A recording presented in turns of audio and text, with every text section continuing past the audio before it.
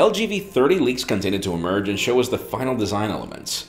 Rumors of the Galaxy S9 have begun because they're never too early, and believe it or not, Google Glass is making a comeback from the dead. I'm Jaime Rivera, and if you're liking the memes on our Facebook page, trust me, the jokes are good because they're not mine. This is Pocketnow Daily.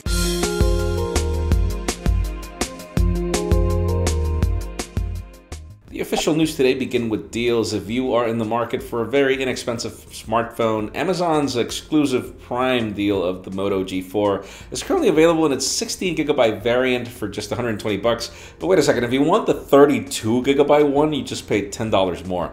I don't even know why people would ever buy the 16GB and just save $10. You can learn more in the description. Other official news have to do with Google Glass. We had shoved that topic in a drawer, but it's now back. The only thing is, it's the Enterprise Edition, as Project X has partnered with companies like DHL, Volkswagen, among others like Samsung, and the purpose is to use Google Glass's augmented reality features to serve the company's needs.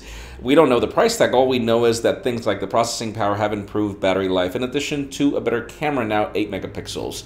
So yeah, let's see what happens with the consumer market overall. And speaking of augmented reality, for those of you that think that the price tag on Microsoft's HoloLens will be crazy, we think so too. There is this new Mira Prism AR goggle available. You can actually buy it right now for $99. It connects to your iPhone. It should bring some augmented reality. The only question is, what? We're not exactly sure what it does just yet, but we can't wait to tell you more as soon as the company provides more information. And how about if we talk about some early Galaxy S9 rumors, because it's never too early.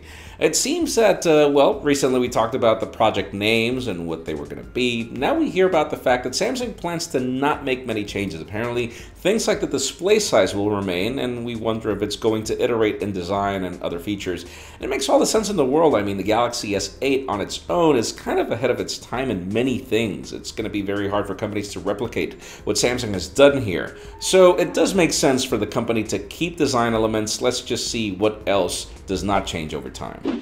And finally, the very interesting news that they have to do with the LG V30, mainly because, number one, we know we're going to get it at IFA. Number two, for those of you that were wondering if the whole dual display thing was going to happen and the renders that we saw recently were not going to happen, remember, case makers always get stuff early. We've got some case renders. And yeah, apparently it's going to look a lot like the G6. Now, the problem is we haven't really seen much of the front. We don't really know if LG plans to somehow bring a dual display regardless.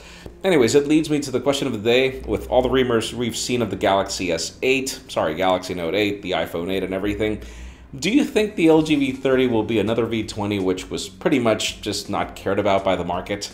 Not even cared about LG. LG didn't even market this phone.